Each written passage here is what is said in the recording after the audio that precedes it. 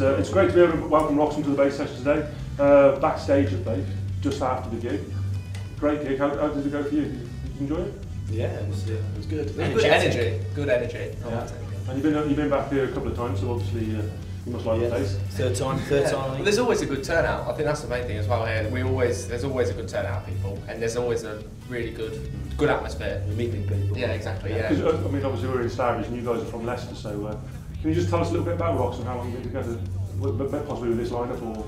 Yeah. I've been together for. I mean, what year was it? We actually. As sort of a group of people, we've been together for about 6 years, but as ROXUM, we've been here for about 3 years. Been together for 3 years. Right. Callum's joined us for about 2 years, so yeah, we've been together quite a while. Yeah, and it's great having Callum in because he's brought his own feel to it, his own sound. He's kind of developed his. So watching the gig then, I was trying to kind of. I don't like pigeonholing bands, but you know, you kind of get genres of music, and I know I said before the camera started rolling that I don't know much about the Red Hot Chili Peppers, but when I mentioned that name, Callum's face lit up. You've got that kind of, you know, I don't rap, funk, rock, definitely some pop in there. I mean, driving guitar behind it all. Yeah. And, you know, how would you describe them? Where are your influences? We've definitely got a lot of influences between us from. Kind of classical, isn't it? Callum's Red Hot Chili Peppers. You've got Jack. I'm very guitar driven, very like more like rock, metal sort of thing, but also going into other realms of musical. Yes. I've got sort of indie and also Metallica, so heavy rock. Jamie's all about pop, club, dance, she's the drums. And Dale's into some weird stuff. Spice Girls. Some weird Spice Girls. West Highways haircut. And rap. Take that. Beastie Boys, Faith No More. So there's a whole lot of influences there, and it's just sort of bringing it together. I think sometimes it's good in the way, like with your like kind of ROXUM sound, it's all like it is, like a melting pot. Yeah. Sometimes you get a lot of people into the same kind of music, and all you get is, oh, we all like Oasis, or we all sound like Oasis. Yeah. It's nice. You've got all those kind of elements. It's good because we have so much to play around with. Yeah. Like to say if Jack, because Jack's all into a like rocky sort of theme, then Dale's into all his indie and that. We put all this together with my club and Dale's mental stuff. See what happens. I guess it's got its pros and its cons though, because obviously it doesn't pigeonhole us. No. So if you have a band that sounds like Metallica, for instance, they've already got a fan base. Yeah. So they've got people who sound like them. Oh, I like Metallica. I like them. Because you know people can't pigeonhole us, it makes us a little bit harder. So it's either a case of we'll dive down and not go anywhere, or it could go anywhere. You find that like when you do sound like other bands, people tend to think, oh, that reminds me of that band, and they'll go start listening to them again and not really pay attention to what you're doing. But then by being a bit different and not, you know, trying to, if people can hear an influence from other bands, that's great. But if you start to sound like other bands, then that's sort of borderline. But if you got influence people like, then they've got to go to you for that sort of sound. Yeah. Can I ask you as well? Because I mean, on stage, you know, just before you, I think James was saying this will be the last time we're playing for some of these songs. I mean, you know, I've just heard them. They sound like great songs. And what's the story behind some of those songs? Kind of. Yeah, well, basically the songs we played tonight have been kicking about since 2008, 2009, so a long time. And I think since we've got Callum in the band, we're sort of experimenting with new sounds. We've got more influences coming in. We're sort of building and evolving the sound. Yeah. And it's sort of growing and growing. And now we're taking 2 months out and just saying, right, it's time we've got some fresh stuff in. So we're giving away the old stuff for free. Right. Stop getting. You've got an album out now, haven't you? Yeah, it's called Marmalades on the Bear. We recorded it in Kettering with Neil Hayes at the Parlour. And basically we did that so many years ago now. It's dated. Yeah, we never got it out there quick enough, basically. Right. So we're proud of those songs. We're proud of what we did back then, but it's time for something new and exciting. Where can people get those songs then? Because you obviously give them away free. Yeah, you can get them from www.roxum.co.uk. Right. Anybody doesn't know how to spell that, it's ROXUM. Yeah. So basically, you can sort of just go on there and download them completely for free. Just bang your email address in. We don't email anyone anyway, but. You just download them for free. Yeah, we will not spam you. No, we won't, promise. That's the promise. Promise. What are the highlights so far for you guys?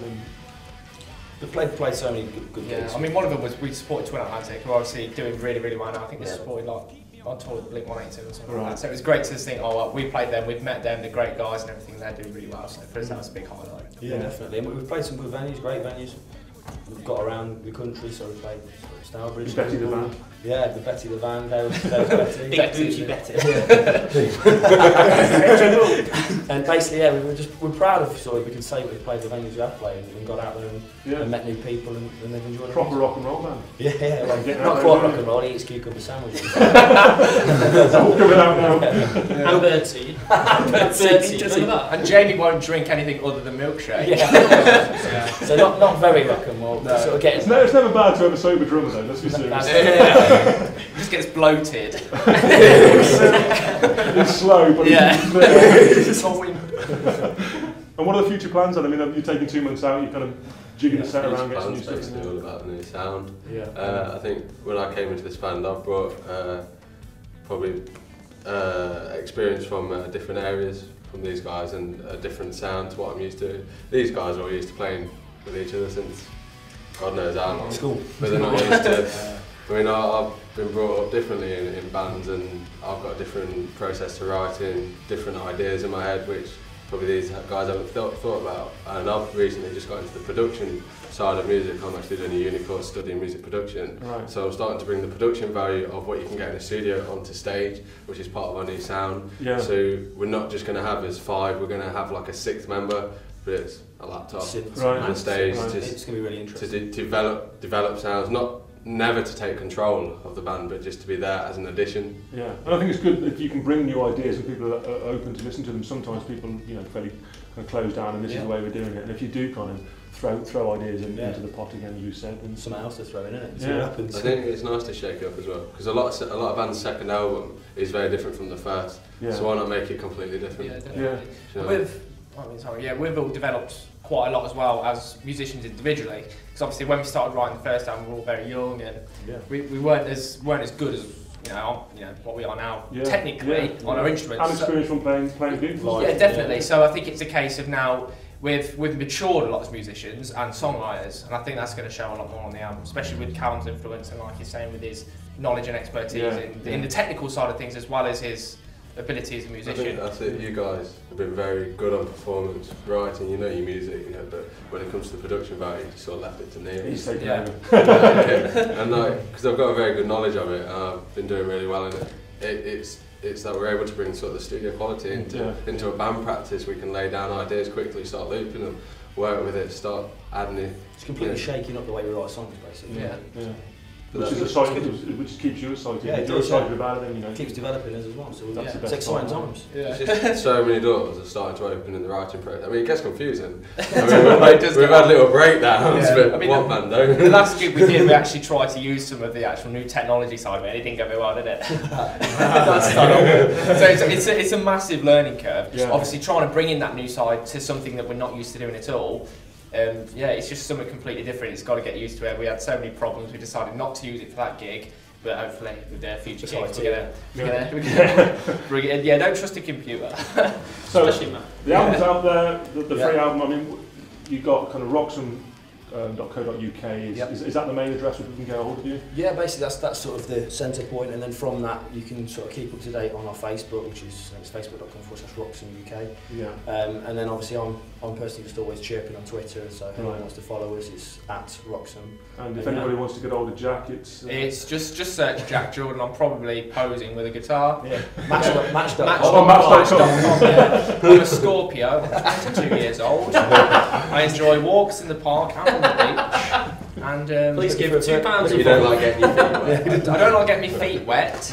However, doesn't care about size, colour, nationality. The main thing, breed, more than handfuls of waste. Well, I think on that note, thanks very much for taking on talking on the bass sessions. Thank you. Oh my God, you did.